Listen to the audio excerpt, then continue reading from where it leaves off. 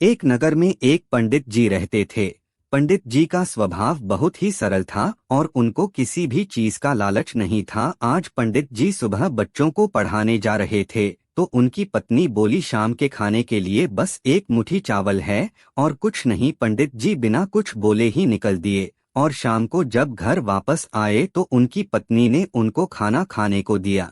इस पर पंडित जी ने बोला, ये साग तो बहुत ही अच्छा है, तुमने कहाँ से लाया है ये? इस पर उनकी पत्नी ने बोला, आज सुबह जब मैंने आपसे पूछा कि घर में बस एक मुट्ठी चावल है तो आपने इमली के पेड़ की तरफ जब देखा तभी मैं समझ गई थी और मैंने इमली का साग बनाया है। इस पर पंडित जी ने कहा, अब तो हमको भोजन की कोई चिंता करने की जरूरत ही नहीं है। मतिदास के बलिदान की कहानी।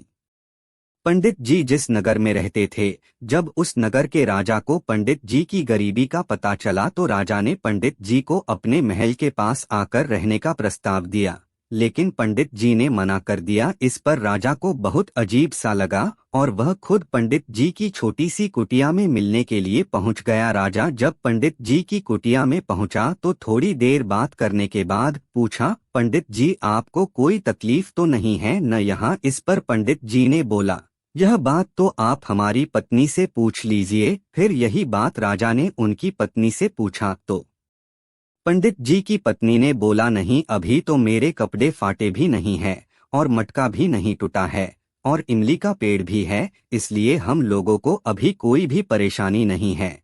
हम दोनों लोग बहुत ही काम चीजों में ही बहुत ही खुश रहते हैं। यह बात सुनकर राज बहुत ही खुश हुआ और उन दोनों लोगों को प्रणाम करके अपने राज्य वापस चला गया। दोस्तों, इस कहानी से हम लोगों को यही सीख मिलती है कि अपने जीवन में खुश रहना सीखो। जरूरी नहीं है कि आपके पास राजमहल हो तभी आप खुश रह सकते हैं।